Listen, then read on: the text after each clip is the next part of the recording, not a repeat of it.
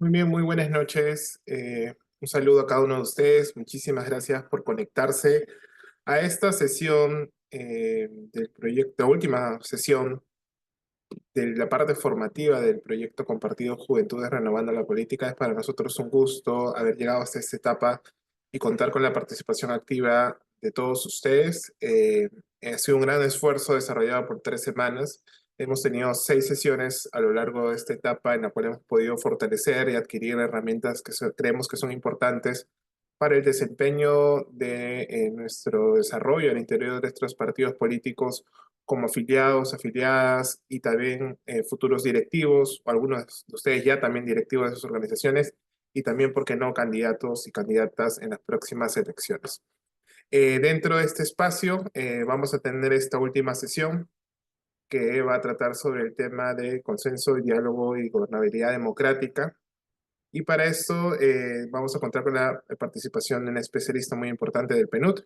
Antes de presentarla, también quiero decir, por favor, que como esta es una última sesión, les pedimos que en la parte final de la sesión, por favor, permanezcan porque vamos a dar indicaciones importantes en lo que se viene del proyecto. Sí, así que por favor les pedimos que después de que terminemos la sesión propiamente, nos quedemos conectados para recibir esta información y también les vamos a hacer un par de consultas bastante precisas. Sí, muy bien, nos encontramos con la valiosa presencia de Giselle Guamaní, quien es candidata a doctorado en análisis y gestión de conflictos de la George Mason University y tiene una maestría en ciencias políticas en The American University. Es especialista en análisis y resolución de conflictos con más de 30 años de experiencia. Ha vivido y trabajado en Guatemala, Perú, Bolivia y Estados Unidos. Su trabajo se ha centrado en diseño de sistemas para la resolución de disputas, conducción y desarrollo de programas para la transformación de conflictos, capacitación en habilidades en análisis de conflictos, negociación y mediación y procesos multiactores. Ella ha trabajado o se ha desempeñado como defensora adjunta de la prevención de conflictos de la Defensoría del Pueblo de Perú y como secretaria ejecutiva en jefe de la Oficina Nacional de Gestión de Conflictos de la PCM. Actualmente se desempeña como especialista en prevención de conflicto para el PNUD en su proyecto de prevención de conflictos electorales. Démosle la más cordial bienvenida a Giselle. Muchísimas gracias por tu participación y te dejamos en uso del micrófono. Listo, muchas gracias, Carlo. Buenas noches con todos y todas los aquí presentes. Si pudieran prender su cámara, por favor, para poder saber quiénes están acá en esta sesión. Rodi, Jordan, Farah, Eric, Víctor, Daisy, Edwin, Renzo, Diego, Eduardo. Tenemos varios. Miriam, Geraldine. Tenemos David, varias personas que están acá. Eso, muy bien. Así se hace la sesión más interesante, viendo rostros y comunicándose de esa manera eh, virtual, pero con contactos y caras humanas. El resto de los compañeros y compañeras, por favor, también en lo posible prendan su cámara. eh, y voy a hacer esta sesión por 2 horas. Vamos a cubrir un tema que es muy interesante, que además a veces es polémico y que tiene que ver con lo que llaman la conflictividad social, la gobernabilidad y todos los temas relacionados con cómo somos una sociedad que maneja las diferencias y es capaz de construir consensos democrática. Entonces, esta es la última sesión que es un corolario a los otros temas importantes que han venido desarrollando a lo largo de estas semanas. Y por supuesto, como sociedad, vamos a tener una serie de retos que no están ajenos de diferencias, controversias, disputas, en algunos casos conflictos y también en situaciones puntuales vamos a tener algunas crisis. Para iniciar nuestra sesión número 6, tengo una pregunta para hacerles a ustedes. No hay respuesta buena ni respuesta mala, cada uno tiene su parecer al respecto y es valorada esa opinión.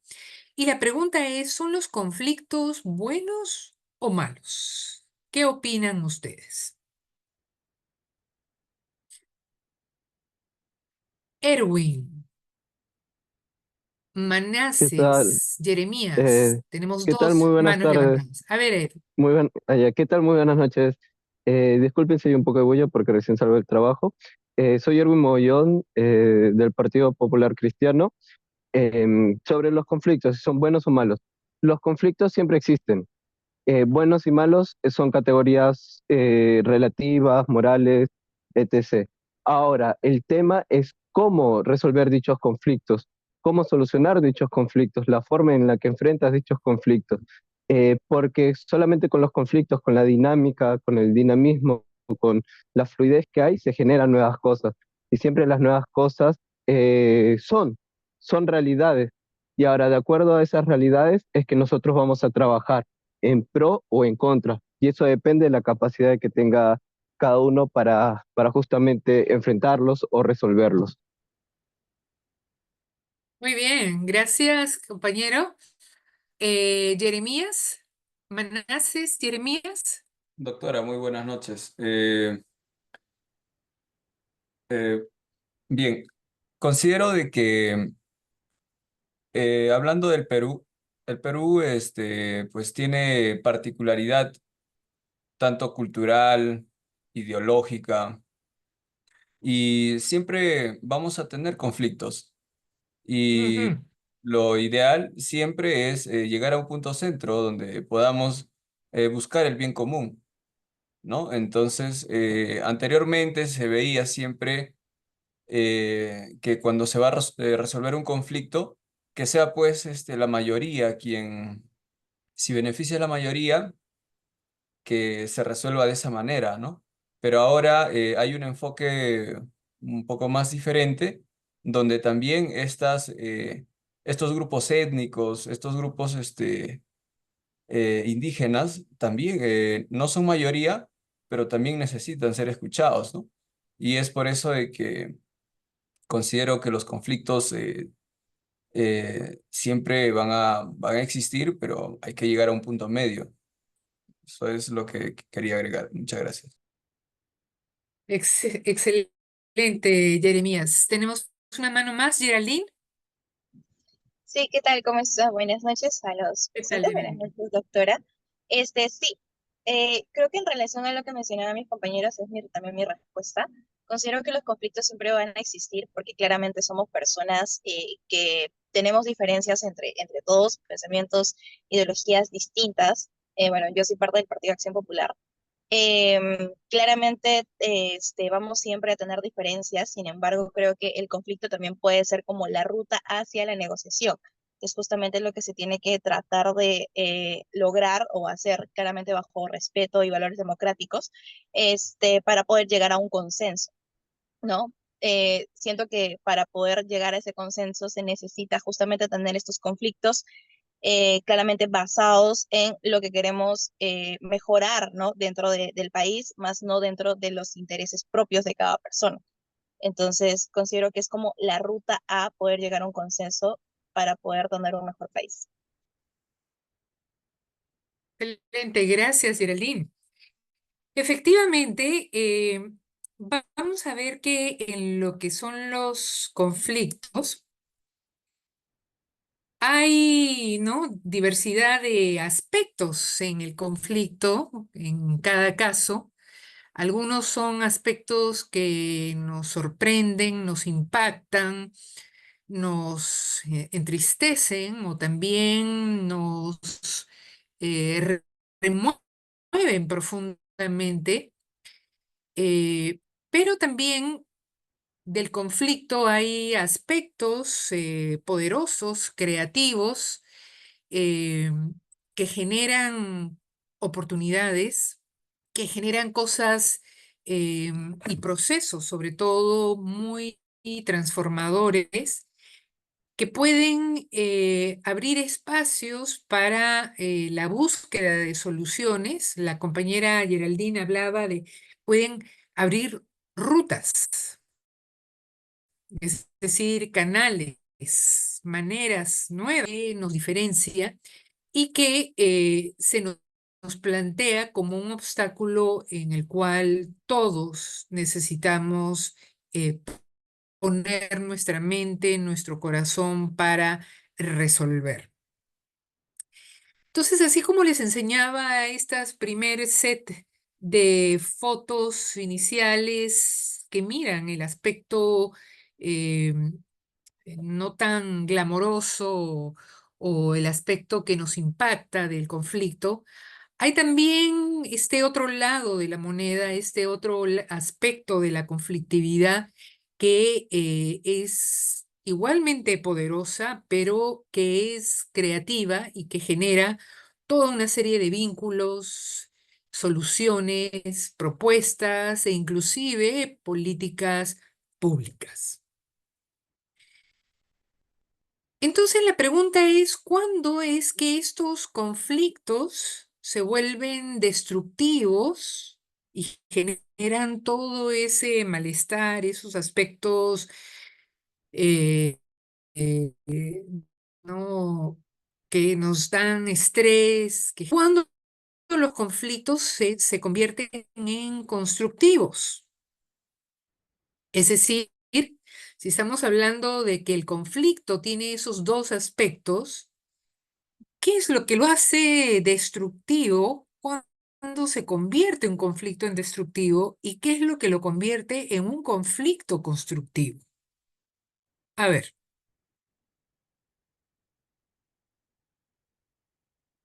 porque varios de ustedes nos dicen que es parte de nuestra sociedad, es parte, dice, siempre vamos a vivir con los conflictos, siempre los vamos a tener en nuestra sociedad. Otros decían, es parte de nuestra realidad, es parte de vivir en sociedad, ¿no? ¿Qué es lo que lo hace entonces un conflicto constructivo? Y ahí tenemos, a ver, cuatro manos. Jeremías, por favor, de ahí Víctor, de ahí Erwin y de ahí, sí, cuatro manos. Jeremías, Víctor, Erwin y Rodi. Adelante. Bien, doctora. Eh, Entendiendo que un conflicto, en el buen sentido, está buscando la prevalencia o está buscando restituir algún derecho o algún bien o servicio que se le ha sido quitado, ¿no? A un grupo. Y cuándo se vuelve, primero, ¿cuándo es constructivo? ¿No? Cuando estos principios de solucionar mediante el diálogo eh, llegan pues a tener resultados, como mencionábamos, una mesa de diálogo, una mesa participativa con autoridades locales, etcétera. Pero ¿cuándo se vuelve destructivo? Cuando pierde su esencia como tal. Entonces, en la actualidad hemos visto historia de Perú hace poco de que en el buen sentido del movimiento que se hace o la manifestación, hay manipulación de parte tanto de medios, tanto de personas infiltradas, donde pues hace que se genere violencia, se genera muchas veces, en el peor de los casos, llega a muerte. Y ahí es cuando se vuelve destructivo.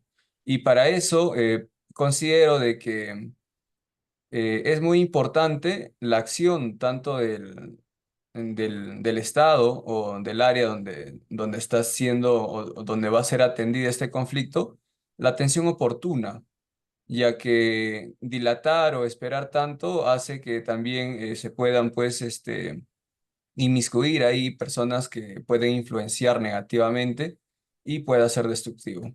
Muchas gracias. Muy bien, gracias, Jeremías. Nos dice cosas interesantes y introduce esta idea de el tema de la violencia, ¿no? Erwin, Sí, buenas noches otra vez. Sobre los conflictos. Ahora, hay que entender a los personajes dentro de los conflictos. Pueden ser dos o más personajes o grupos. Ahora, cada personaje va a tener intereses. Esos intereses no necesariamente son contrarios, pero pueden llegar a chocar. Por ejemplo, si hay un lápiz y hay dos personas que necesitan un lápiz, se genera ahí un conflicto. La resolución ya depende de la capacidad de las personas. Ahora, también, cuando un conflicto se vuelve destructivo, yo utilizo una perspectiva no negativa de la destrucción como tal, sino más en su sentido amplio, porque tenemos que analizarlo de manera objetiva. Cuando dos intereses no pueden coexistir en el mismo tiempo y en el mismo espacio, es donde uno se tiene que imponer sobre el otro o uno intenta imponerse sobre el otro.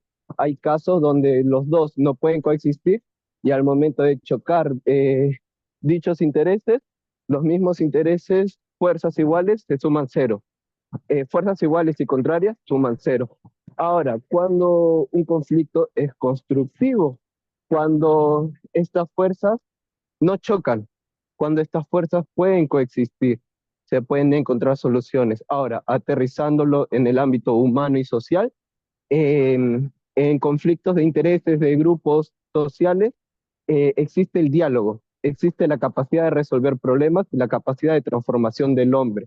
Es ahí donde el ser humano, como primicia, mantener la paz y mantener la integridad de su misma especie, es que debe actuar justamente bajo esos principios de integridad, de respeto y de solidaridad. ujú. Muy bien, gracias, Erwin. Tenemos ideas interesantes acá. Y el compañero habla de la coexistencia y cómo hay determinadas situaciones o determinados casos en los cuales los intereses opuestos son eh, tan incompatibles que no pueden, no ceden, no encuentran el punto medio que han mencionado en varias oportunidades sus compañeros. Es decir, no transan, no consensúan los diferentes actores un punto medio de coexistencia. Y ahí tenemos un serio problema. Lo dejo ahí por el momento. Quiero escuchar ahora de Víctor y de ahí de Rodi. Buenas noches, soy del Partido Renovación Popular. Mi opinión sobre el conflicto destructivo es donde no hay diálogo, donde no se llega a un consenso, donde lamentablemente las personas tienen un pensamiento o ideas cerradas, ¿no?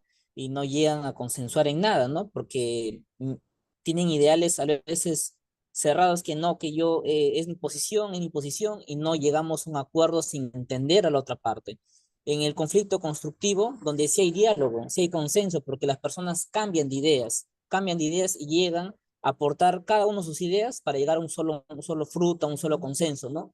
Y grandes ejemplos que vemos, ¿no? En el tema de la minería, ¿no? Ese para mí es un conflicto destructivo porque nunca llegan a un consenso, siempre llegan al enfrentarse con la policía, el interés más por el Estado, y no llegan a consensuar ni llegan a nada, ¿no?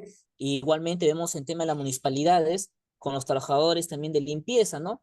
Que la municipalidad a veces opta su condición de privatizar la limpieza y a los trabajadores los deja fuera. Entonces, no hay tampoco un consenso entre trabajadores y municipalidad, ¿no?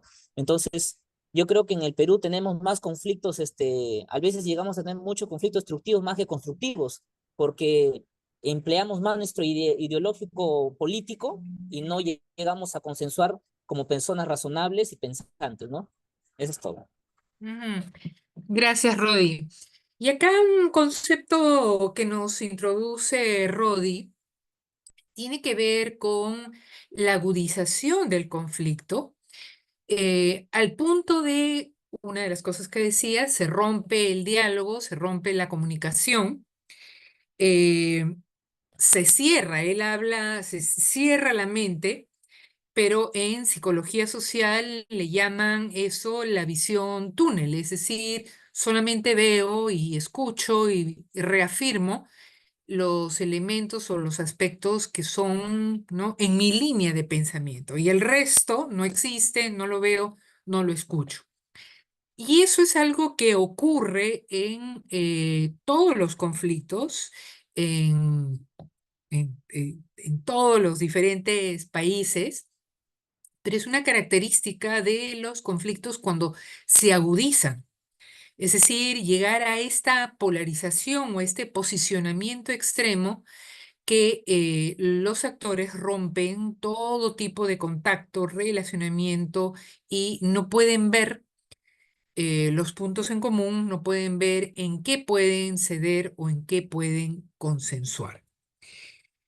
La otra cosa que mencionaba nuestro compañero Rodi es sobre los conflictos que están relacionados con los temas ambientales, pero también hablaba de casos laborales y en realidad uno puede ver todo tipo de conflictos, como vamos a mencionarlos más adelante, y ese enceguecimiento en el que los actores pueden llegar y esa agudización del conflicto puede ocurrirle a cualquier tipo de conflicto. En los tipos de conflictos políticos, institucionales que vemos el día de hoy y que ustedes van a ver como jóvenes políticos de partidos políticos, es un tipo de conflicto en el cual, como ustedes decían muy bien, las ideologías pueden no dejarnos ver qué puntos hay de consenso, qué puntos hay para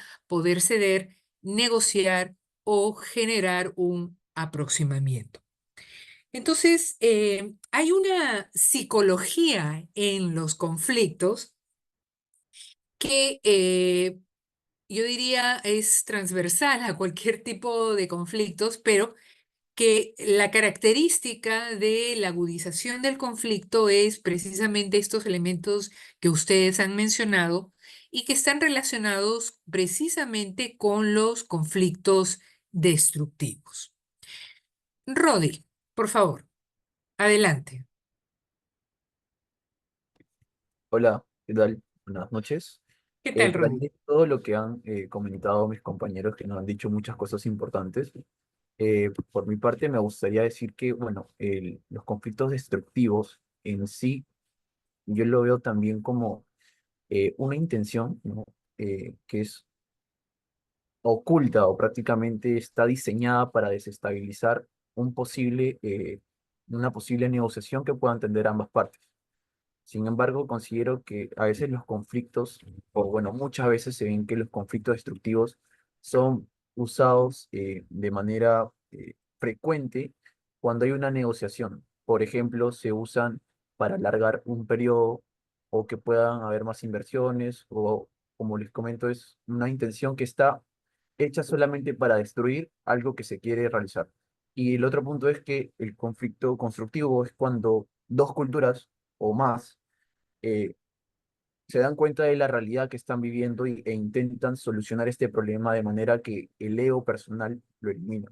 Entonces, creo que llegar a este punto es un nivel de madurez que se necesita en la cultura en la que vivimos ahora para poder entender que no solamente nuestros puntos de vista son los más importantes, sino también el punto de vista que el otro considera. Y creo que eso no se tiene mucho en cuenta. Por eso yo considero que un conflicto destructivo en sí, depende de cómo los veamos, sí es verdad que permite quizás, bueno, sucede, ¿no? Pero Ujú, creo que está basado más con una intención de maldad, porque en realidad al momento cuando uno hace una negociación con una persona, ambos tienen dos posturas y para poder lograr un punto en común, porque eso es una negociación, tienen que ceder. Si ambos no ceden, no hay una forma en la que ambas partes puedan estar satisfechas. Eso es lo corto. Creo que ya los demás dijeron muchísimas cosas. Gracias. Gracias, Rodi. Muy atinada varias de tus intervenciones. Quiero reflexionar sobre algo que mencionaba Rodi y cómo para que un conflicto sea constructivo se requiere, hablaba de madurez, hablaba de falta, o sea, a poner el ego, ¿no? En un segundo plano y más bien buscar aquellos puntos de coincidencia. Para que un conflicto, yo diría, complementando estos puntos de Rodi, para que un conflicto sea constructivo, se requiere como un ingrediente clave el relacionamiento de confianza positivo. Y es que podemos tener la mayor claridad en la problemática técnica, en la problemática legal, y sin embargo, si tenemos unas relaciones distantes, díscolas, donde la comunicación es muy difícil, en donde la percepción del otro es profundamente negativa, es decir, todo proceso de diálogo, negociación van a ser procesos dolorosos. En los estudios de diferentes procesos de generación de consenso, de diálogo, eh, de solución de problemas, se encuentra que la calidad del contacto, está englobado en lo que le llaman teorías del contacto o de relacionamiento, la calidad del relacionamiento va a ser fundamental para que los actores puedan escucharse, puedan intercambiar información y por tanto puedan descubrir aquellos aspectos que sí se distancian unos de otros, pero también aquellos aspectos que los acercan o en los cuales pueden haber cierto tipo de concesión. Y es que en la medida que la relación o el relacionamiento entre los actores empieza a ser debilitada, empieza a ser golpeada por la mala información, por los efectos de los bullying mediáticos, por las mismas perspectivas propias humanas, ¿no? Que van demonizando al otro progresivamente, cada vez más, se hace prácticamente imposible establecer las bases para un diálogo. En los conflictos políticos e institucionales, vamos a encontrar que esos procesos de posible acercamiento entre actores políticos eh, tienen un contexto o tienen una condición en donde hay una profunda desconfianza, en donde hay un profundo distanciamiento entre unos y otros actores y donde los canales de comunicación y la comunicación en sí misma es muy pobre, muy débil, si es que no está cortada completamente. Para eso, piensen ustedes en algún conflicto en el cual han tenido una diferencia interpersonal con su pareja, con su familiar o con un colega del trabajo. Esta, eh, esta situación de inconformidad, de controversia, no aparece de la nada, aparece de diferentes eventos o incidentes que precisamente mal manejados o dejados de lado, o como decía la compañera, sin una ruta de cómo resolverlos, pues se agravan. Y estas controversias, estas diferencias, como también mencionaban los compañeros, ¿no? Podemos tener diferencias ideológicas, podemos tener diferencias de opinión, diferencias de intereses. entonces se convierten en diferencias sustanciales que convierten a la otra persona no solamente en un actor que piensa diferente, sino lo empezamos a ver como el enemigo. Entonces, hay una progresión, o mejor dicho, una degradación en cómo vemos al otro en la medida que empiezan a haber más incidentes, más eventos que confirman la opinión que tenemos del otro bando, del otro actor, del otro grupo o de la otra persona. Y por tanto, aquella opinión que empezó con que esta persona es floja, es impuntual, no me cumple, ¿no? Ya de repente empezamos a verlo desde otro enfoque, con otros lentes, y los vemos como un enemigo, como una persona que no puede coexistir en el mismo espacio que uno. Y a eso le llamamos todo un proceso, algunos le llaman de escalamiento, otros le llaman agudización del conflicto, que precisamente si no hay canales o no hay rutas para el manejo apropiado, para el manejo transformador de esa situación, se convierte en una situación destructiva. Entonces, el conflicto tiene una relación directa con las problemáticas. Es decir, detrás de todo conflicto vamos a encontrar un problema o varios problemas que no han sido resueltos, que han quedado latentes, ¿no? En que han habido demandas no satisfechas, intereses que de alguna manera no han sido atendidos y por tanto es una problemática que queda abierta y que puede escalar en conflicto. Entonces, un conflicto es una problemática o demandas mal manejadas, sí o sí. Pero no toda problemática tiene que escalar a un nivel de conflicto.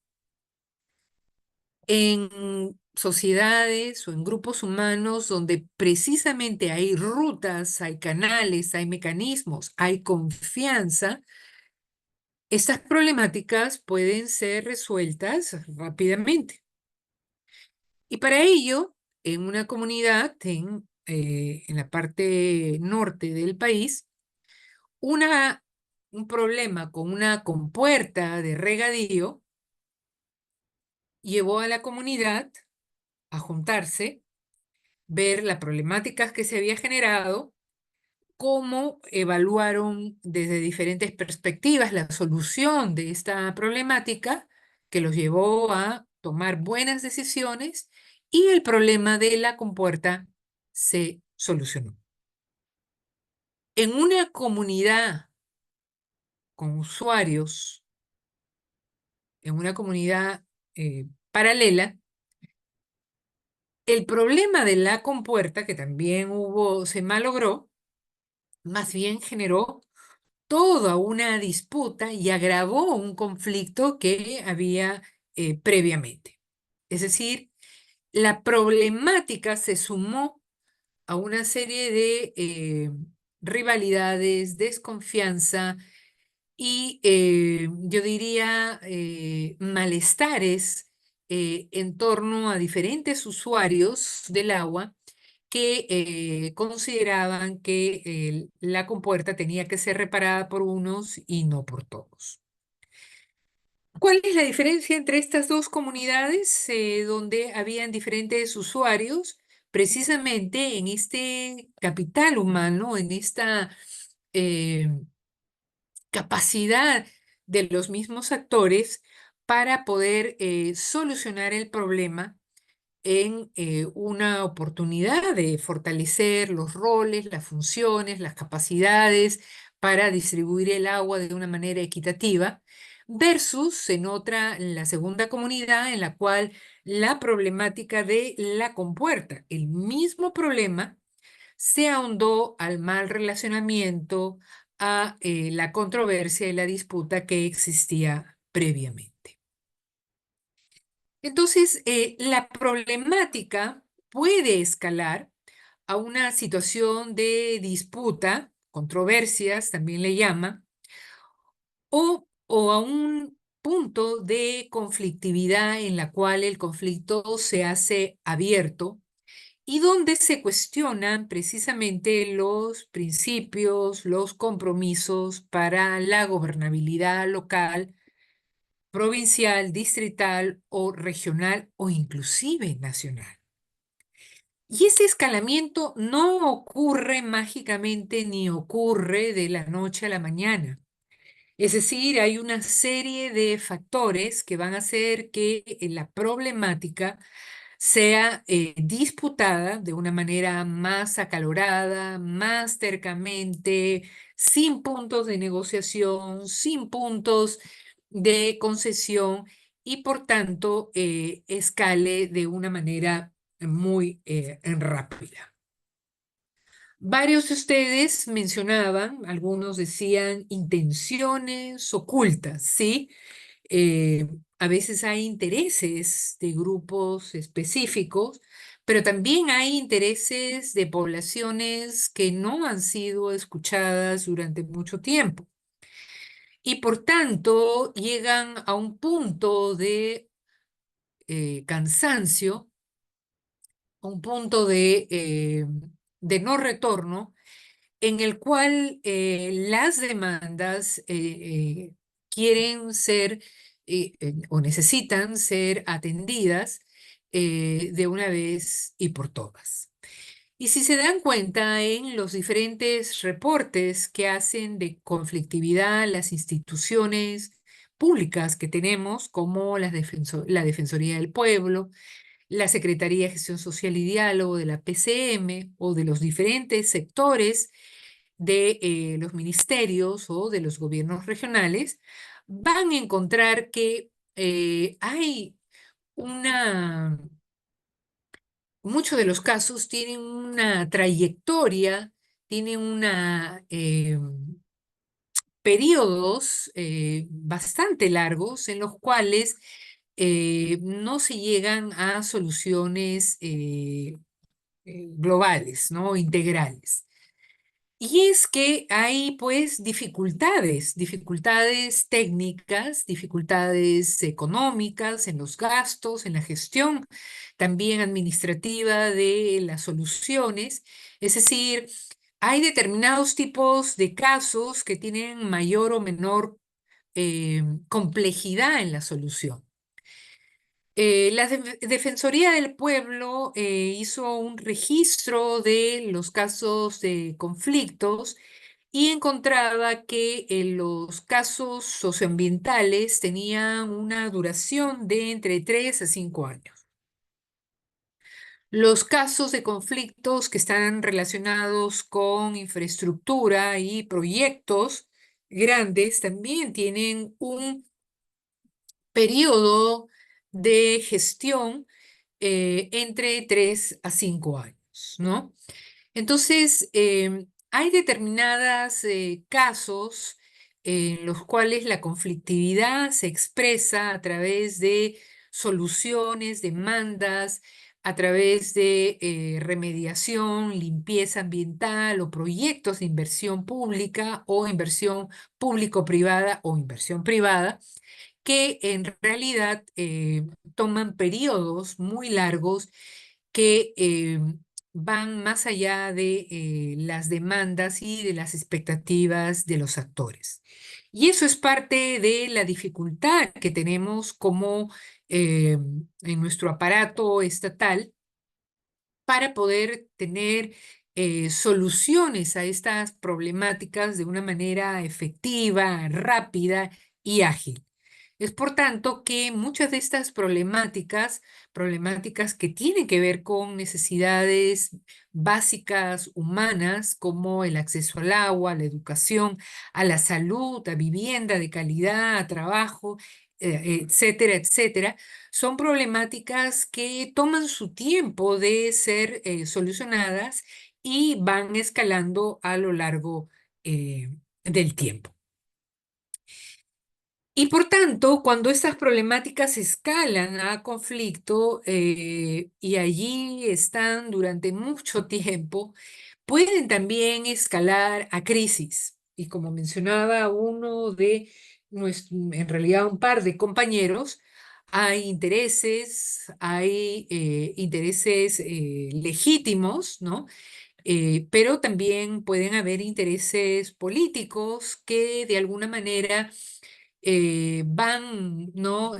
Contribuyendo al escalamiento del conflicto y si no hay un manejo adecuado, inclusive del escalamiento, estos pueden llevar a una crisis.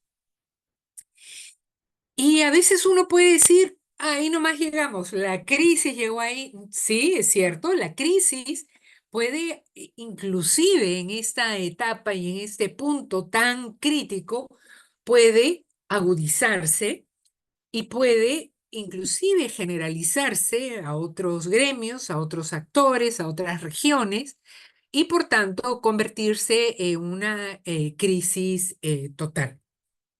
Tenemos varios casos de conflictos, el caso de Conga, por ejemplo, que de caso socioambiental se convirtió en un caso de crisis política, institucional, en la cual hubieron inclusive varios ministros que perdieron la cabeza a partir del mal manejo del caso.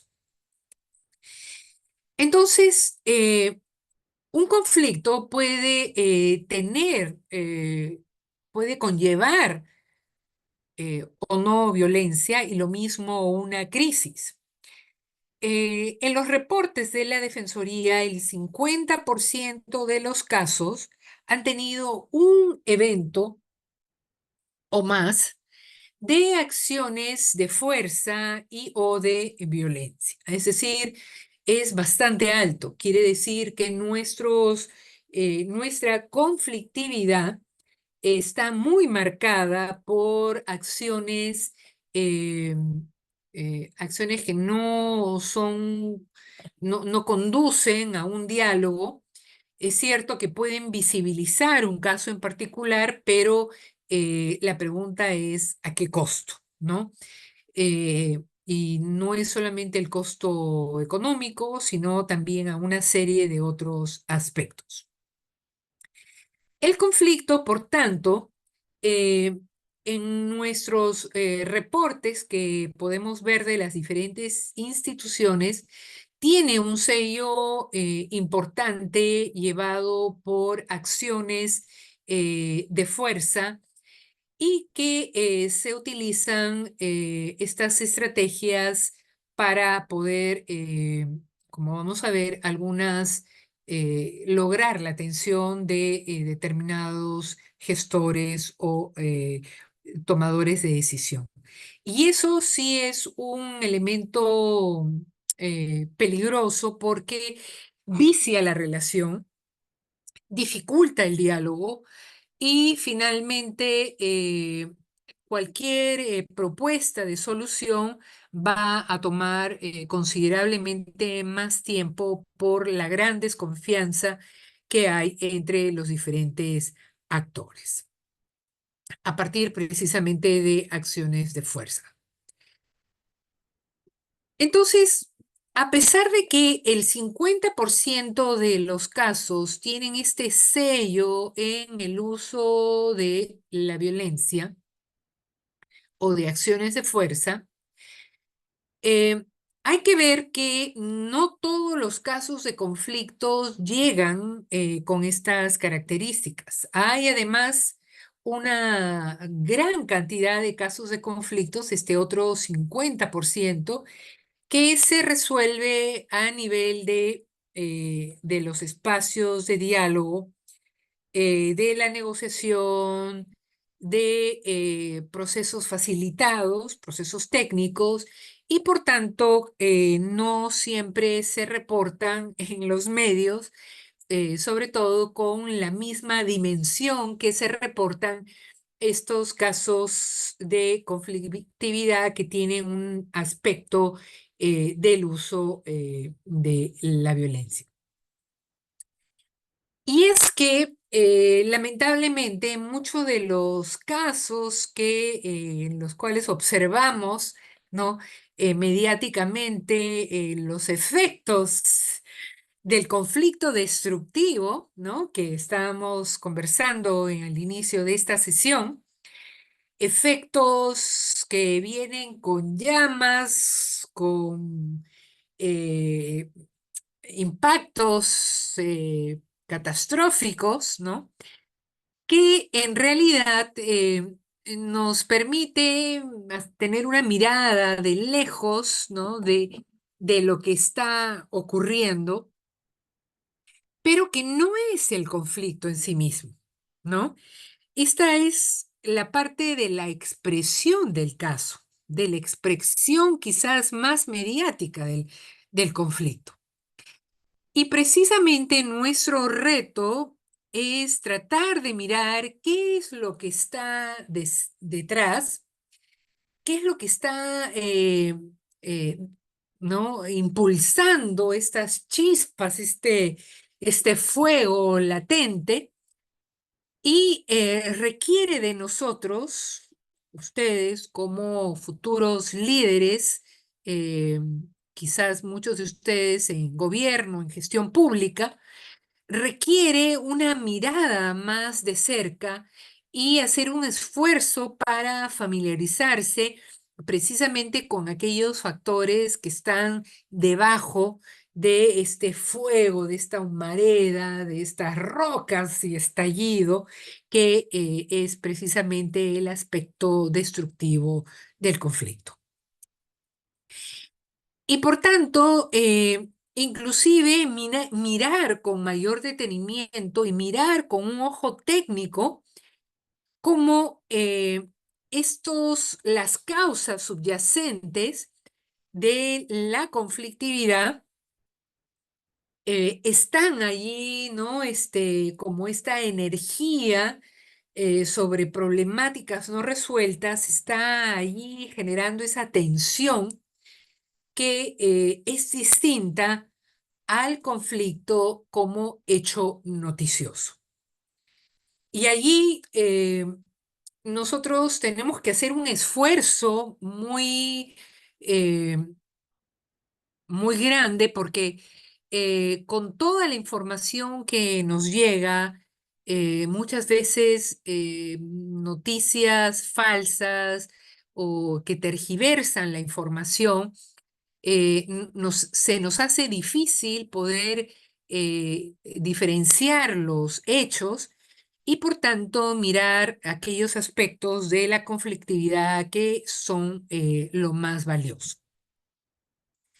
Entonces, en nuestros tiempos actuales, tenemos que ser un consumidor de los hechos noticiosos que haga un doble esfuerzo para poder diferenciar primero entre las noticias falsas, las noticias verdaderas, las noticias que son parciales, que manipulan la información y poder enfocarnos en aquellos aspectos más importantes, ¿no? Entonces, lo visible, que sí es importante, que lo vamos a considerar, lo vamos a monitorear, no debe ser toda la información que manejamos, y más bien debemos mover nuestro análisis y nuestro enfoque en aquello que no es visible, es decir, en las necesidades, en las problemáticas de fondo, en los intereses, en las preocupaciones que tienen las diferentes poblaciones y grupos para poder hacerlos visibles. Entonces, eso es lo más permanente, es decir, entender, ¿no? Estas necesidades no satisfechas que están ahí como la cámara magna, ¿no? Ahí generando esa tensión y que allí es donde tenemos que enfocar nuestro esfuerzo de resolución. Entonces, la violencia que a veces vemos en algunos de estos casos de conflictos, que no son todos, eh, tenemos que diferenciarla y verla de que a veces es vista como un medio eficaz para obtener determinados objetivos, ¿no? Es decir, a veces sí tiene este propósito estratégico, a veces. Pero también, y hay que ver, y ahí alguno de los comentarios era cómo era una metodología de presión, una metodología para visibilizar determinados temas, para eh, hacerlo un tema público, ¿no? Y sí, hay un aspecto de eso, y el caso de Ilave es un caso típico, ¿no? Pero también tiene un aspecto espontáneo, eh, en el cual, en el contexto de una protesta, la psicología colectiva puede ser inducida, puede eh, eh, tocar, ¿no? Estos sentimientos más profundos humanos de sobrevivencia, de temor, de estar bajo ataque y por lo tanto de protección. Y aquello que puede ser un comportamiento individual o de algunos grupos puede contagiarse a un comportamiento colectivo. Ya hay varias investigaciones que muestran cómo en un determinado momento este comportamiento individual o de pocos puede convertirse en un comportamiento colectivo y de masas. Sin embargo, no es siempre esto mecánico y va a tener mucho que ver con el tema de la percepción, los mensajes comunicacionales y también tiene que ver con la capacidad de los diferentes actores para filtrar, para ser críticos al estímulo o a la amenaza de la cual están siendo sujetos. Entonces, varios de los estudios muestran cómo estos factores que les mencionaban pueden ser factores que filtran y que contraponen, ¿no? Estas tendencias a generar un comportamiento colectivo automático, ¿no? No es automático, no es mecánico y sí la diferente casuística muestra que sí puede mediatizarse, filtrarse los efectos de esos factores para poder tener una respuesta que no sea violenta y que no sea eh, eh, igualmente de masiva. Eh, entonces, la violencia se ha podido dar en estos diferentes aspectos o situaciones. A veces sí se lleva como un hartazgo, un cansancio de los actores. Algunos liderazgos han cumplido un rol negativo tanto en la expresión de estas conductas, pero también en la contención de estas conductas, ¿no? Entonces, sí, la violencia puede ser parte de este patrón de estímulo y respuesta y un patrón de conducta entre diferentes actores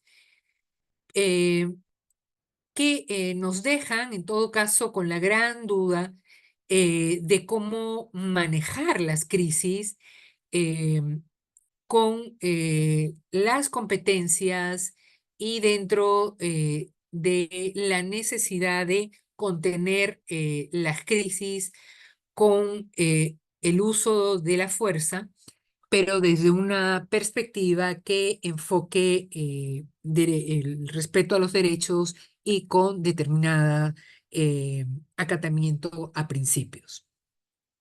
Y es que el manejo de la crisis es toda una experticia y toda una práctica para el manejo de la crisis.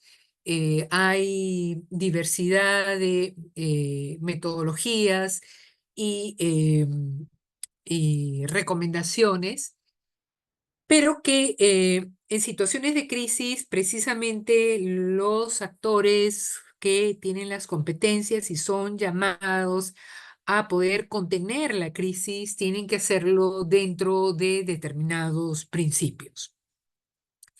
Y tiene que ser principios de legalidad en el uso de la fuerza, dirigido a un objetivo eh, específico y lograr un objetivo legal, ¿no? Y eso se aplica para las fuerzas policiales, las fuerzas militares, los cascos azules o los grupos de diferentes misiones, de diferentes organizaciones como la OTAN, la OEA, diferentes grupos que hay en diferentes continentes, ¿no? Como alianzas de países, también tienen que acatar determinados principios de legalidad, de necesidad y de proporcionalidad, ¿no? Y ahí hay bastante desarrollado en nuestro país también. Hay estos principios que se han llevado a una normativa y pues el uso de la fuerza cuando es necesario tiene que ser en determinadas condiciones, ¿no? Eh, y por supuesto con el principio de la excepcionalidad. Y uno de los casos que ha sido muy emblemático es el caso de en Moquegua, con el puente de Montalvo, en el cual el general Montalvo utilizó determinadas estrategias de diálogo para poder dialogar con los diferentes grupos que habían tomado, eh, estaban protestando por un tema del canon, de la distribución del canon. Y en este caso, a la negociación que utilizó el general Jordán también se sumaron otros actores como la Iglesia, la Defensoría del Pueblo, para poder reconducir una situación de crisis. Entonces, la fuerza para estas situaciones excepcionales en el cual la seguridad, la vida de las personas está en juego, se tiene que hacer un uso progresivo y diferenciado de la fuerza, utilizando, ¿no?, diferentes grados para poder intervenir y poder reconducir estas situaciones. Entonces, la violencia no puede ser respondida, mejor dicho, las acciones que utilizan violencia no pueden ser respondidas con también violencia indiscriminada y tiene que haber niveles preventivos y también niveles reactivos, ¿no? Y esto es lo que se utiliza eh, en, en la casuística internacional, en las normativas, para lo que es un tema del uso de la fuerza y la conducción o la reconducción de los casos que están en crisis en canales que sean más afines al diálogo. En varios de los espacios en los que he trabajado con sectores privados, con el sector público, a nivel distrital, municipal o a nivel regional o provincial y a nivel nacional, y también con actores de sociedad civil, siempre comparten, ¿no?, los casos de conflictos que llegan a una situación de crisis extrema en donde las opciones para poder dialogar pues se reducen bastante. Y si estamos en una situación de crisis, a pesar de que ya compete la participación de actores que puedan tener un uso legítimo de la fuerza, estas tienen que ser en determinadas condiciones.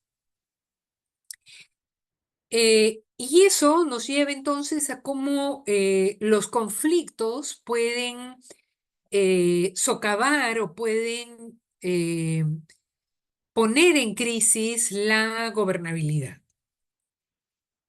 Y ahí yo diría todos los conflictos en general, ¿no? No solamente los conflictos laborales, a veces hemos tenido un tipo de conflicto laboral, no sé si recuerdan ustedes, por esa huelga de maestros muy fuerte en el año 2017-2018, que en realidad socavó, ¿no?, la gobernabilidad democrática en ese periodo.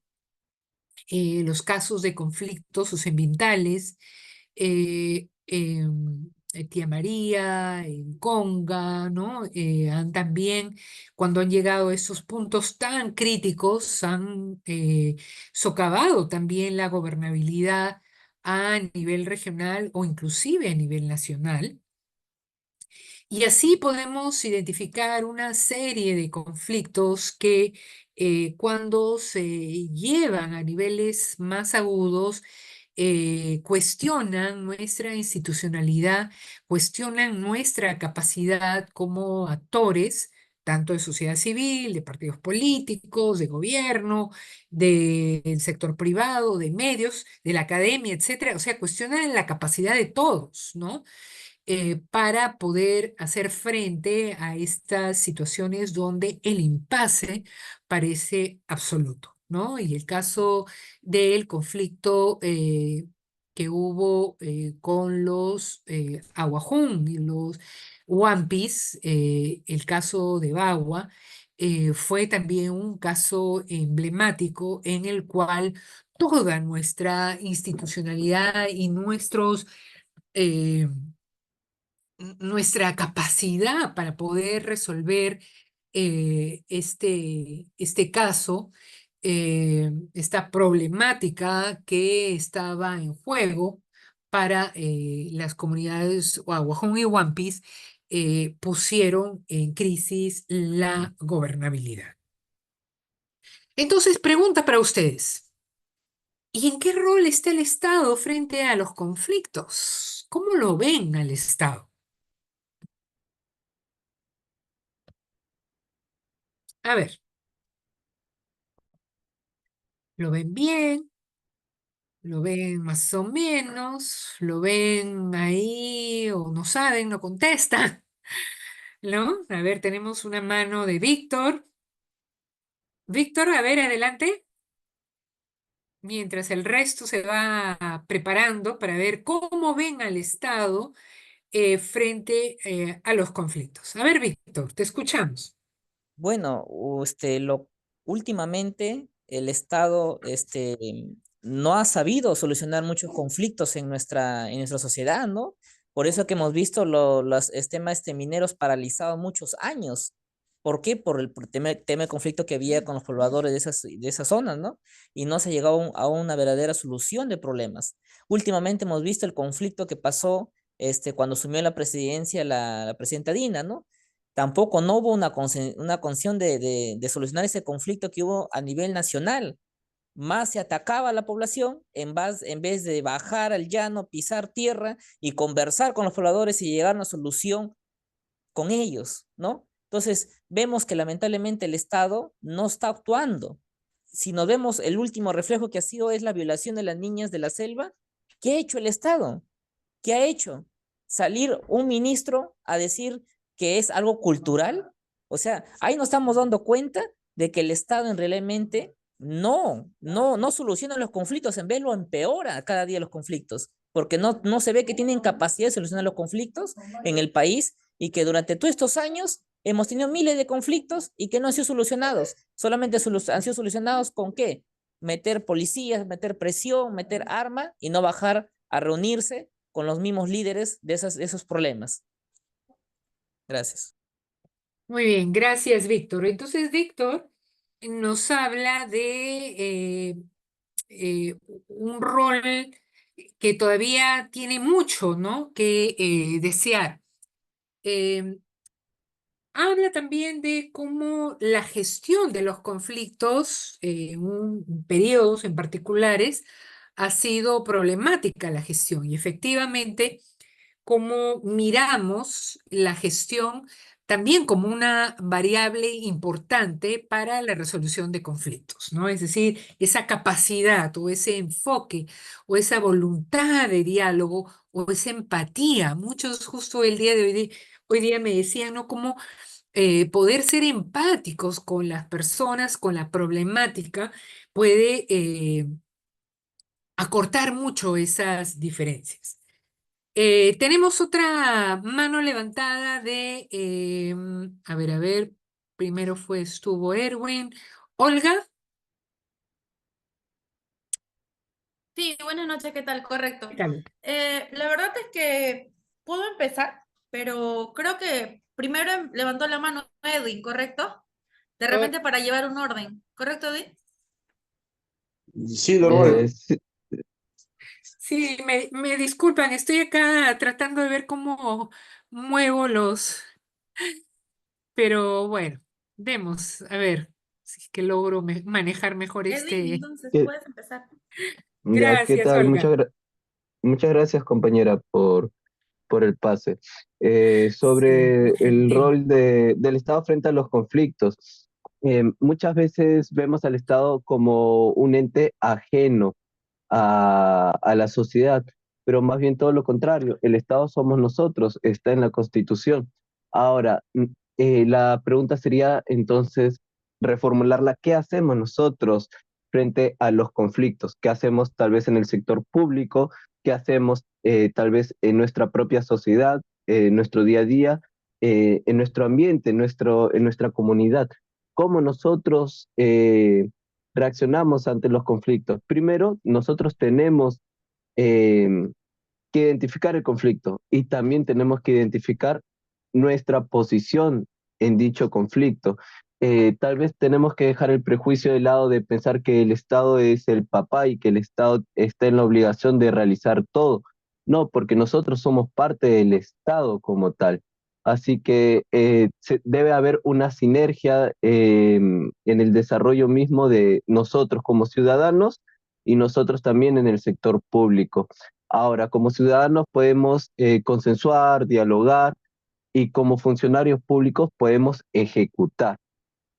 Sobre todo eso, hacer la diferencia entre, o hacer mejor dicho, resaltar los ámbitos exactos para poder desarrollar nuestra participación. Muy bien. Entonces, Erwin, ¿no es cierto? Erwin, Sí, profesora. sí, sí. Entonces, Erwin nos habla algo muy importante, que es este tema de que el Estado y los diferentes grupos, actores que lo componemos, somos todos responsables de la buena o mala gestión de los casos, ¿ya? Y ese va a ser un elemento importante porque muchas veces se entiende de que finalmente los actores con nombre y apellido, los que llevan el caso, son los únicos involucrados directamente, pero también hay una comunidad, también hay una sociedad, también hay otros actores que también tienen que estar involucrados.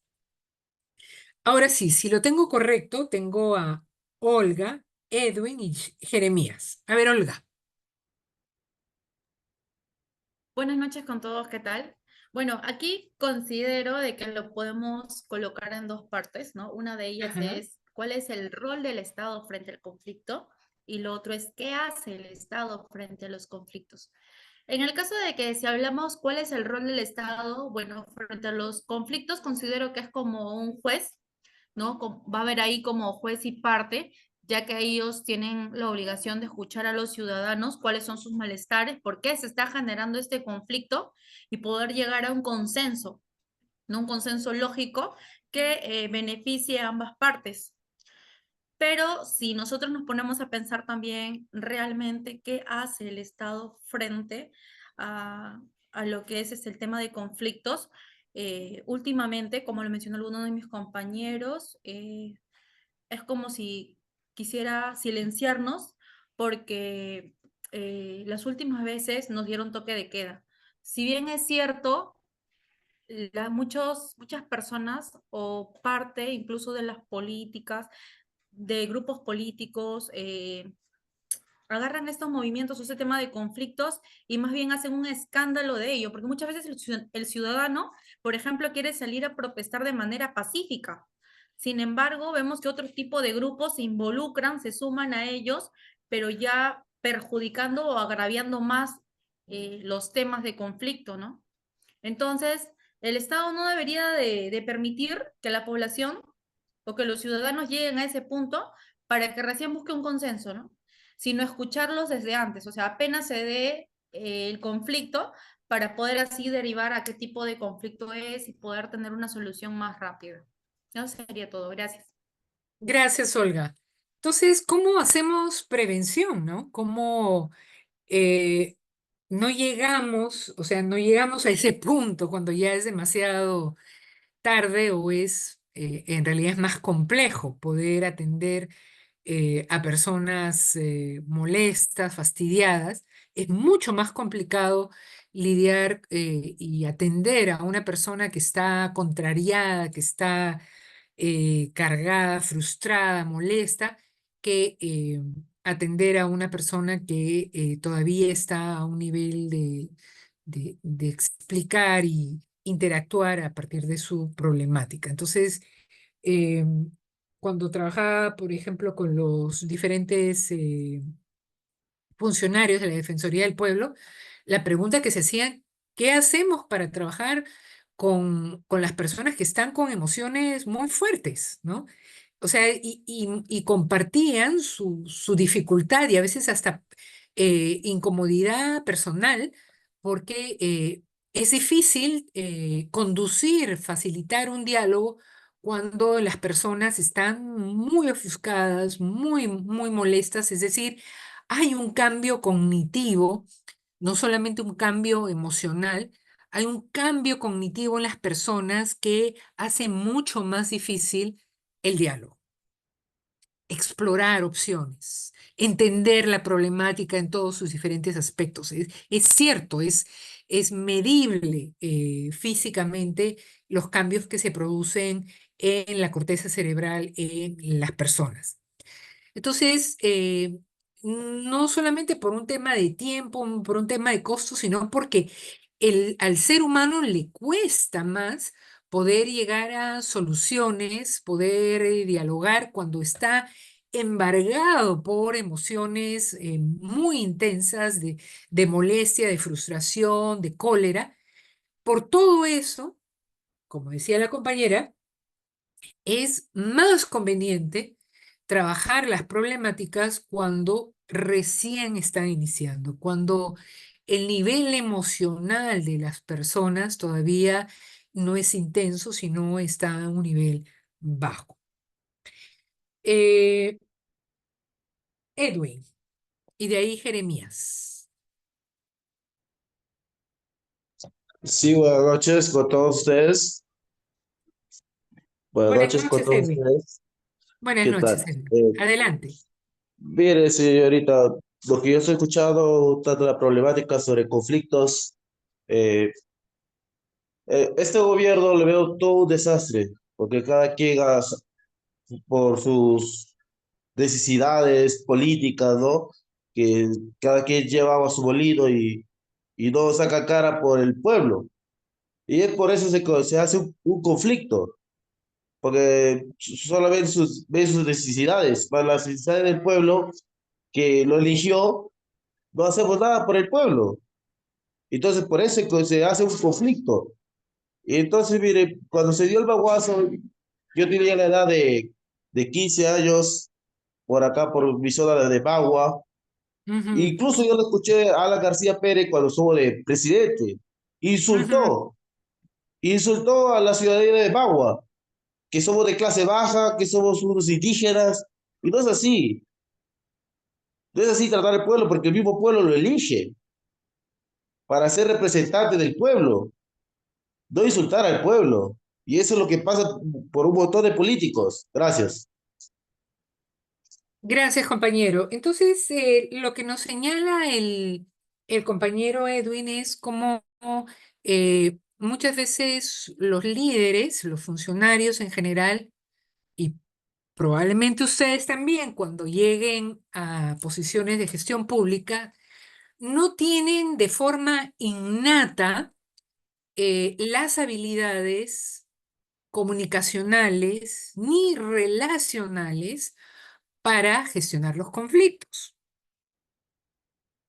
Es decir, ¿cuántos de ustedes, por ejemplo, han tenido un curso en solución de conflictos, facilitación de conflictos en su escuela, en su colegio, en su universidad?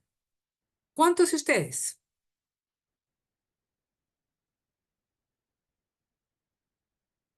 Yo diría que o cero o muy pocos. Y lo que ocurre es que como habilidades y capacidades en nuestra ciudadanía, y ahí lo que nos decía la compañera, Estado somos todos, no tenemos esa cultura de paz, esa cultura de prevención, de manejo de los conflictos internalizada desde la edad cotidiana. Y allí eh, tenemos un gran reto, porque más bien tenemos muchos periodos históricos en los cuales los conflictos, la violencia ha dejado marcas muy profundas en nuestra identidad, en nuestra forma de ser, y por tanto tenemos que hacer un esfuerzo mayor para poder internalizar estas capacidades de diálogo, esta vocación de escucha al otro, de empatía. Es decir, todas estas son capacidades que no necesariamente el ser humano nace con ellas. Es cierto que en determinados espacios sociales, familiares, uno puede tener una socialización que nos lleve, nos incline a eso, pero no necesariamente es algo generalizado.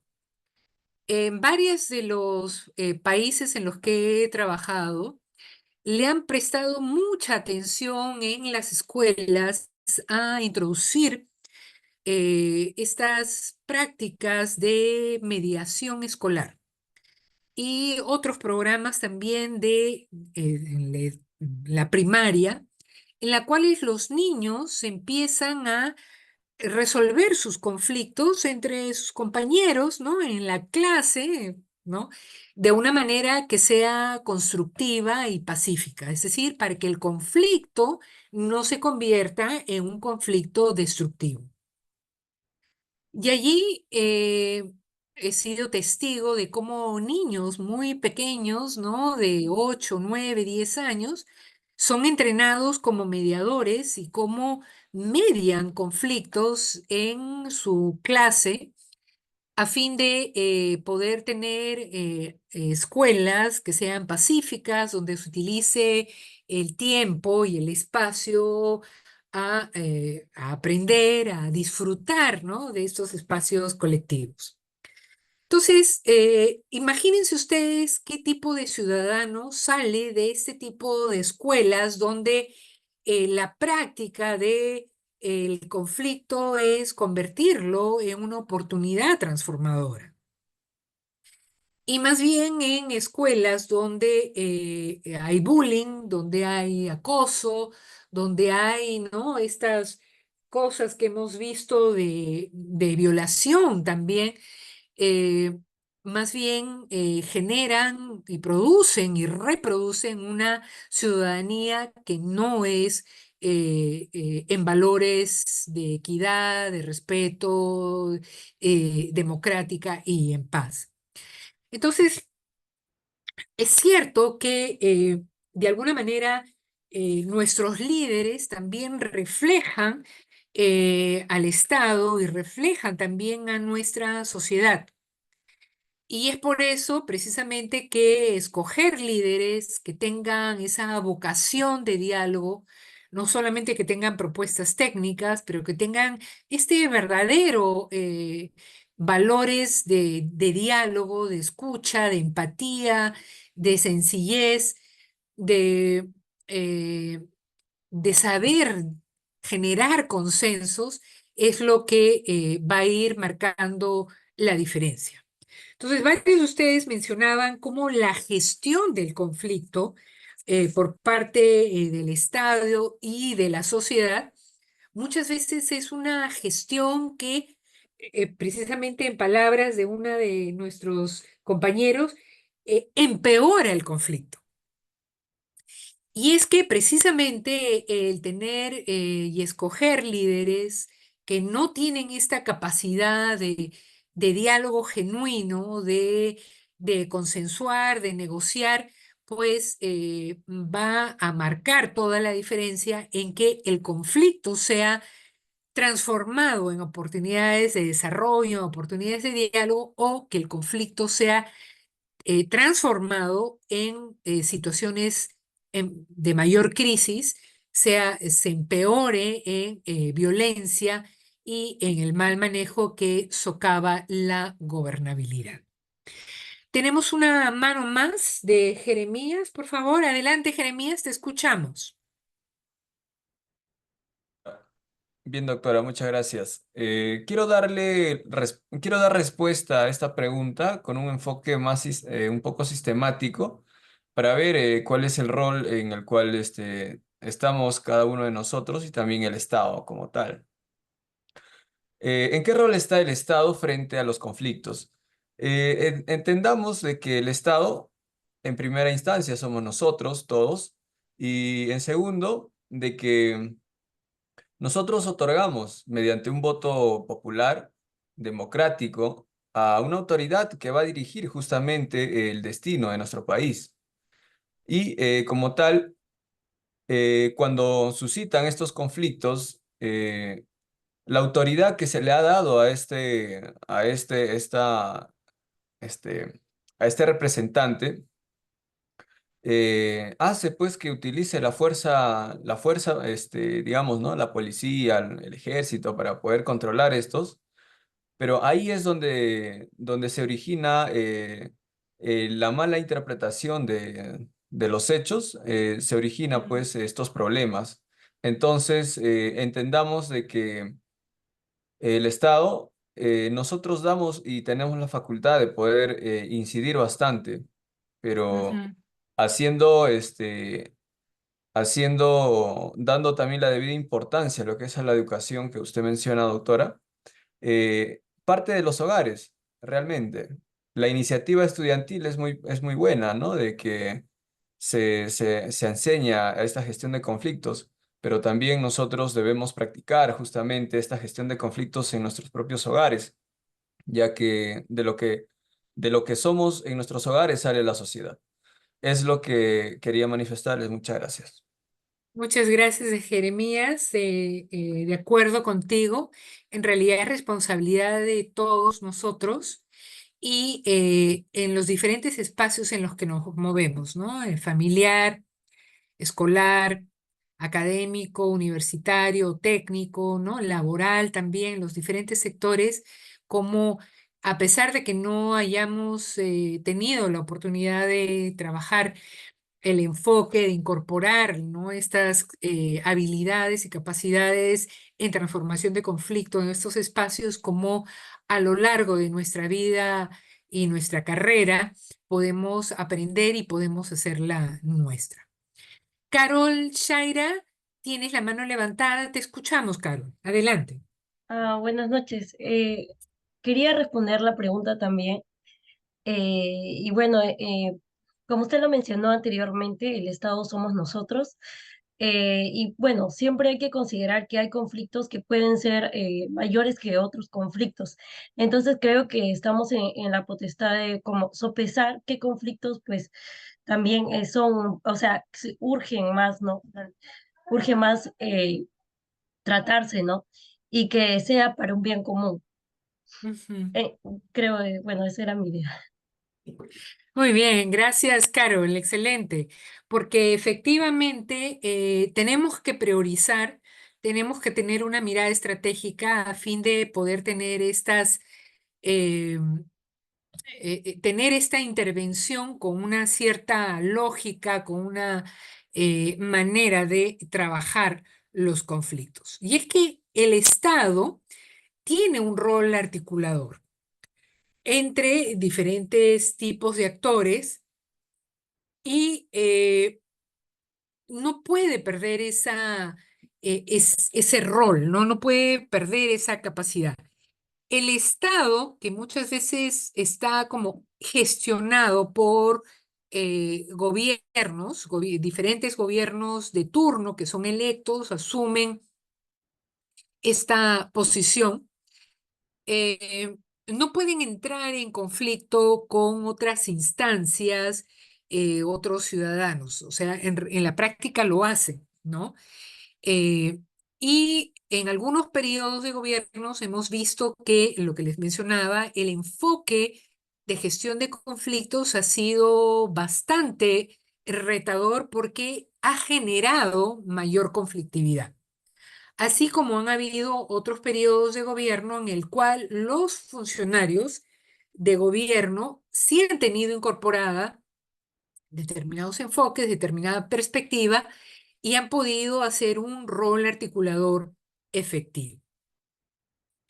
Entonces, el Estado va a ver que va a tener cierto tipo de conflictos que están específicamente en el ámbito entre lo público y lo privado. Varios reportes encontraban una gran cantidad de conflictos que están relacionados directamente con los bienes y servicios públicos o proyectos públicos grandes. Y eso pone mucha presión en la gestión de técnica, en la gestión económica, pero también además la gestión del conflicto. Y si se dan cuenta, son diferentes capas para gestionar un caso en particular que tiene una problemática en específico. Y ahí, en este primer caso, el Estado está entrando a negociar con los diferentes actores para agilizar la implementación de un proyecto, remediar los impactos del proyecto, asegurar que de repente la empresa que se ha contratado para la construcción de una carretera o de una obra pública cumpla a tiempo, ¿no? Y de acuerdo a las condiciones que se han pactado. Es decir, el Estado entra de alguna manera a negociar con el sector privado para efectivizar o garantizar el derecho de la ciudadanía a estos bienes, servicios o proyectos públicos. Pero también a veces hay conflictos entre privados, es decir, empresa y comunidades, o entre empresas, es decir, hay toda una serie de juegos y ahí de conflictos, ¿no? Y ahí el Estado tiene que entrar como a facilitar o mediar entre estos actores, ¿no? A veces es mediador, a veces también es árbitro, que era lo que mencionaba una de las compañeras, es decir, estas dos partes no se ponen de acuerdo, que son privados, yo entro a facilitar a que se pongan de acuerdo, si no se ponen de acuerdo, entonces decido como si fuera árbitro. Y miren ustedes que este tipo de conflicto hace que el Estado cumpla otro rol.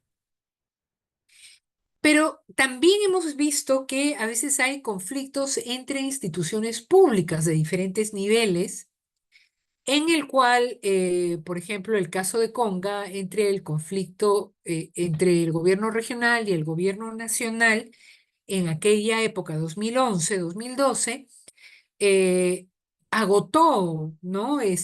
Tiró abajo la credibilidad de las diferentes instancias de gobierno, tanto del gobierno nacional como del gobierno regional.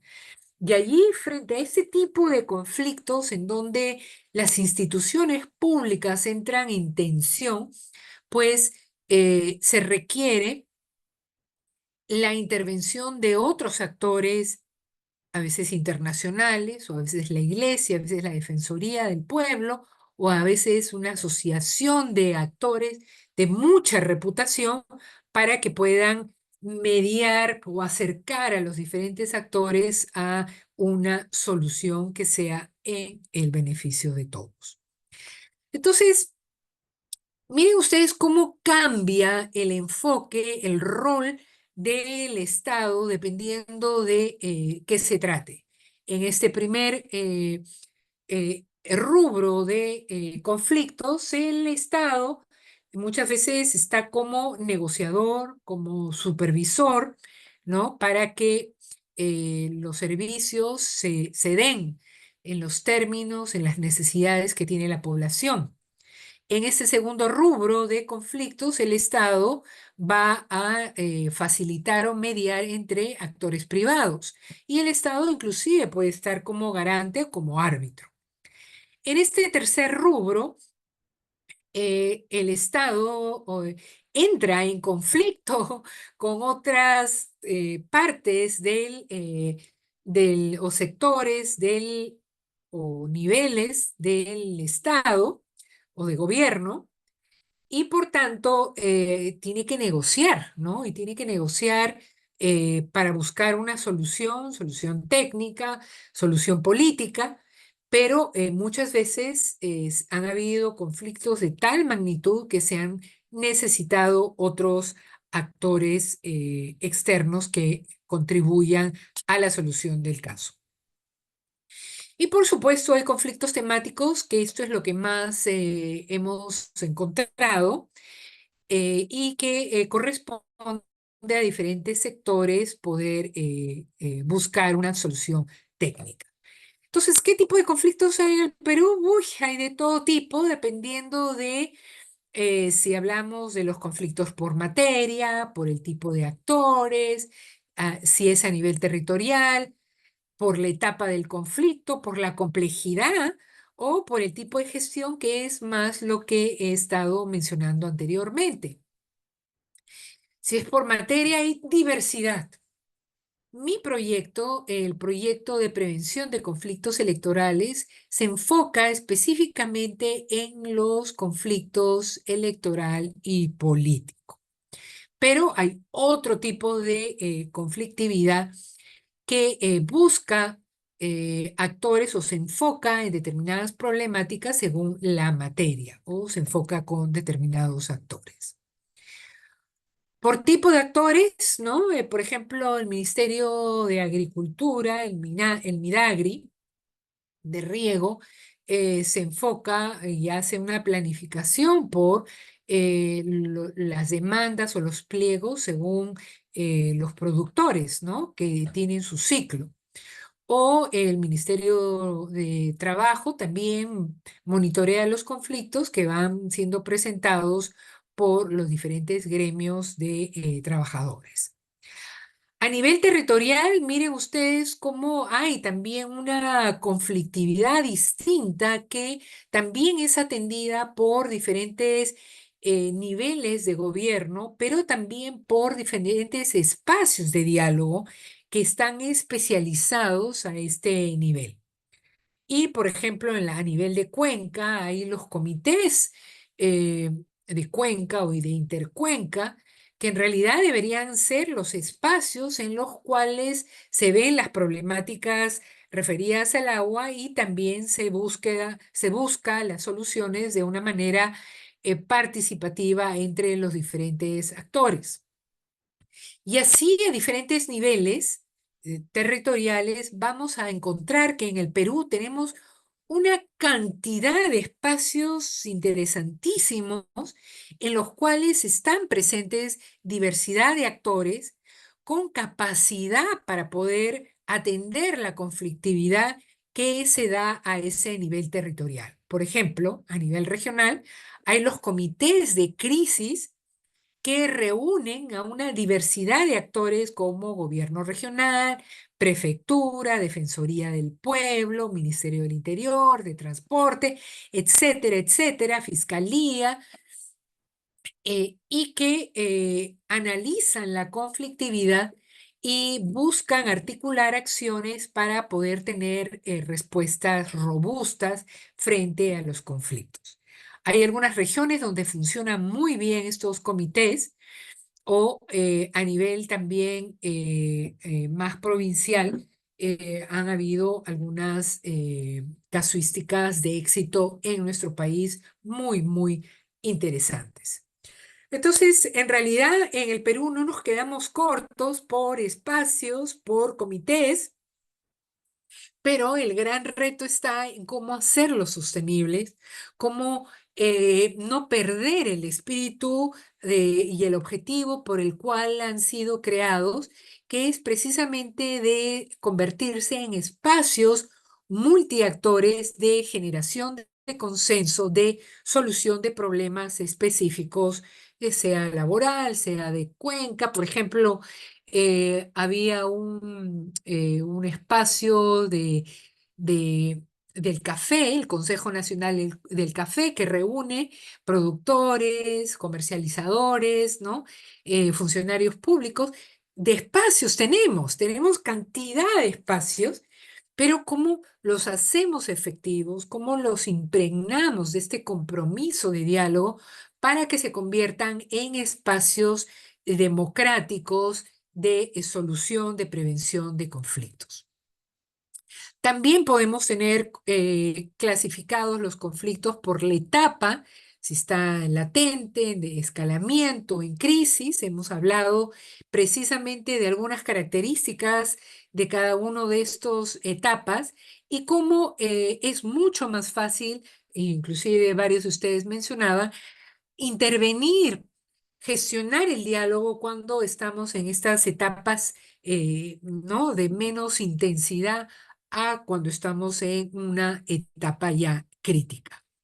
Y también tenemos por la complejidad de estos tipos de conflictos, el caso Conga, que empezó a generalizarse este caso sumándose otros actores de otras regiones, a paralizar también en la parte norte, ¿no? Y son características que le dan un sello especial al caso y que requiere poder ser gestionados con una estrategia adecuada. Y por el tipo de gestión, pensando en ustedes que posiblemente van a ser gestores públicos el día de mañana, pues ya lo mencionamos anteriormente.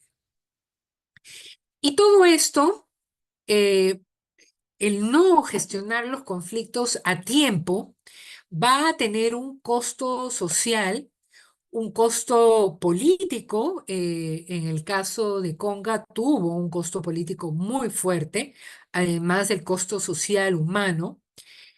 Por supuesto, tuvo un costo económico.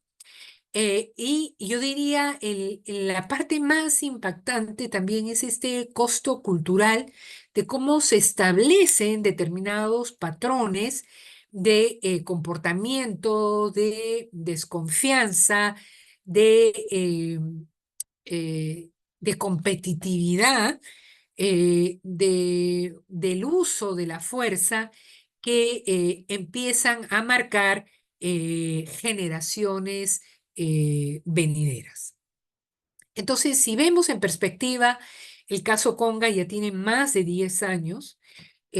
Los impactos generacionales, culturales, han inclusive exacerbado las causas de ese caso y han tenido repercusiones que aún hasta el día de hoy seguimos contabilizando.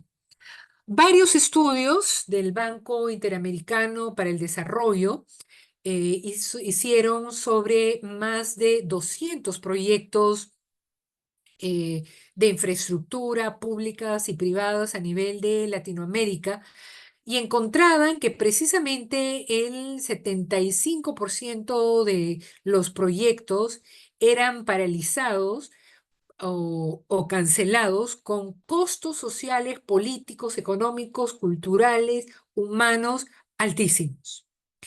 Y lo interesante es que encontraban que en ese 25 a 30% de los casos del estudio que tomó 20 años, estaban relacionados precisamente con las capacidades y los mecanismos que los actores, sobre todo empresas y también Estado en varias oportunidades, de diálogo y mecanismos internos para manejar las problemáticas tan pronto aparecieran y los conflictos apenas estuvieran escalando. La investigación demostraba que el tener estos mecanismos, el tener estos procesos puestos internamente, reducían los costos significativamente. Es decir, lo que comentaban varios de ustedes, los costos son altísimos de todo tipo cuando se manejan los conflictos en etapa de escalamiento y en etapa de crisis. Es decir, todos perdemos. El estudio que hizo también la Defensoría del Pueblo en el 2017-2018 en un informe titulado Los costos del conflicto, ambas investigaciones pueden ser identificadas en las páginas web del Banco Interamericano de Desarrollo y de la Defensoría del Pueblo, demuestran y corroboran estas afirmaciones. Entonces, la institucionalidad para la gestión del conflicto que ha ido desarrollándose a lo largo de los años, tiene ya diferentes actores que no son solamente a nivel nacional, sino también a nivel regional. Estos han tenido a nivel de gobiernos regionales equipos, comisiones, secretarías que han aparecido y desaparecido en diferentes momentos en los últimos 24 años, pero que, sin embargo, han tenido experiencias positivas, pero siguen siendo un reto para todos. Y es que la gestión de los conflictos tiene que verse de manera integral. Cuando varios de ustedes decían, el Estado somos todos, es hora de mirar cómo todos a nivel que nos corresponde, desde el nivel nacional, desde la sociedad civil, desde los actores que tienen credibilidad, como las iglesias, la academia, los colegios profesionales, los organismos internacionales, cómo todos ellos se suman y se articulan a los equipos a nivel de gobiernos regionales y se articulan también con los equipos y los actores locales que tienen este perfil, esta vocación de diálogo para construir y sostener procesos de paz.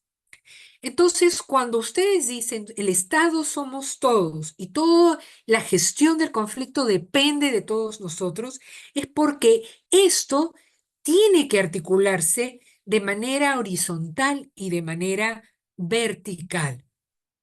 Es decir, todos los actores, sean de gobierno, de grupos, organizaciones profesionales, del sector privado, también el sector privado, empresas, los ciudadanos reconocidos, la academia, la investigación, el activismo por la paz, las iglesias, el financiamiento, aquellos que pueden contribuir con financiamiento dedicado, los medios y la opinión pública, como todos ellos se suman en una coordinación y concertación para la paz, el diálogo que tenga esta multiplicidad de vías en donde todos concurramos y contribuyamos. Entonces, las diferentes formas en las que dialogamos, negociamos, concertamos, tienen que estar apoyadas por actores que vengan de donde venga, que vengan de diferentes actores o sectores de sociedad civil, tengan estas habilidades para la gestión del conflicto y que tiene que ver con el respeto a la vida, que tengan esta predisposición a pensar bien del otro, que sepan usar honestamente un lenguaje pacífico, que puedan reconocer todas las formas de vida y aquello que es valioso para cada uno, y de esa manera poder establecer acuerdos que inspiren, que generen confianza y que promuevan la reconciliación. Entonces, estas habilidades de la gestión de conflictos no son innatas en uno y tienen que ser cultivadas, tienen que ser motivadas. Y es por eso que esta sesión es importantísima, porque ustedes como líderes, ustedes como futuros funcionarios públicos, tienen que hacer un esfuerzo para incorporar o desarrollar estas habilidades que frente a una situación de conflicto, a pesar que les cueste, a pesar que estén hablando de ustedes, a pesar que les toquen ese aspecto personal suyo, de su familia, sepan manejar esa situación y entender al otro, entender las motivaciones, entender las necesidades del otro. Y a pesar de que nos duela, a pesar que querramos saltar y contestar, poder buscar alternativas creativas. Y es que la práctica de la empatía no se aprende en un libro. La práctica de la empatía se aprende practicando, se aprende en el día a día.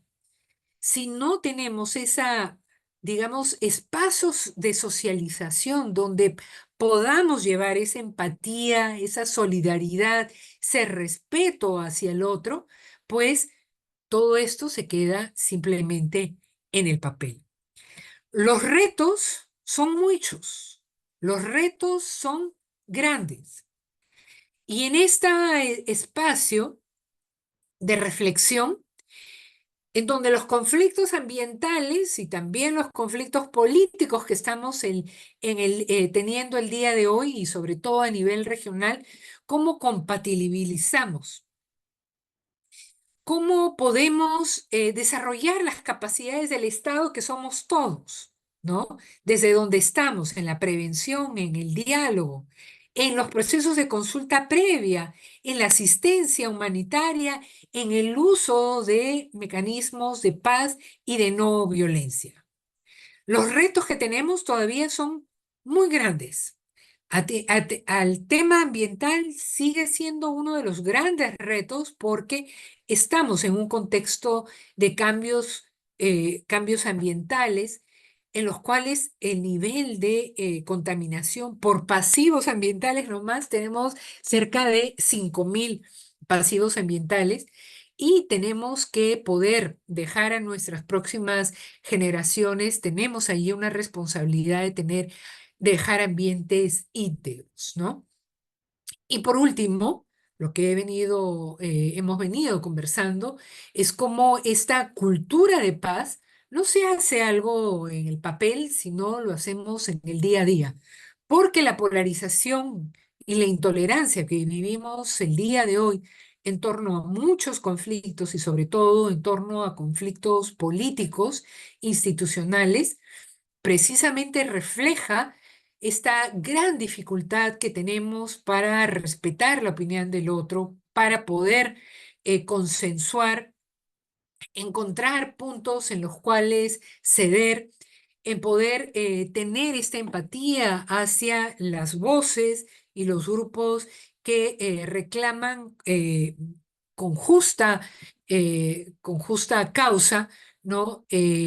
Aspectos que todavía siguen pendientes en todas las diferentes gestiones. Entonces, colegas, lamentablemente se nos ha ido el tiempo, me da mucha pena no poder continuar con nuestra sesión.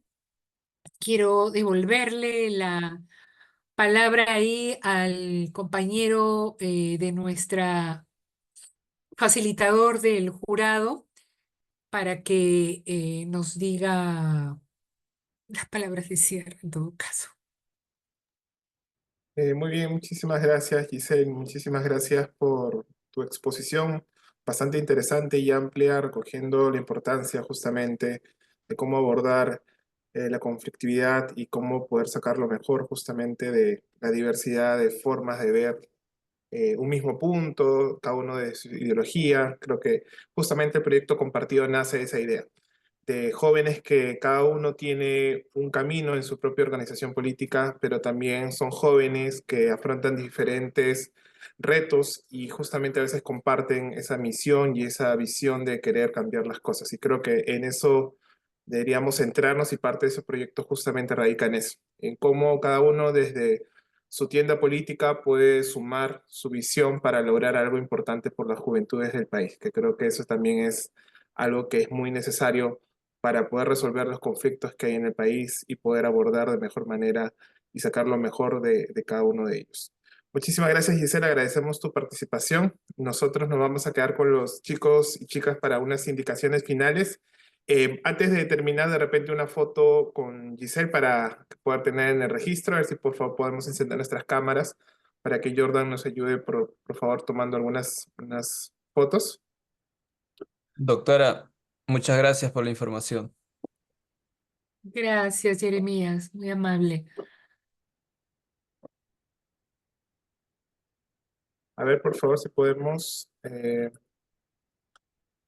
prender nuestras cámaras para una fotografía de cierre.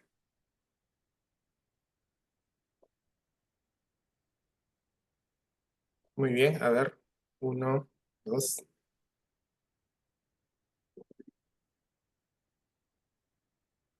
A ver, no sé si es necesaria alguna más, Jordan, ¿me avisas?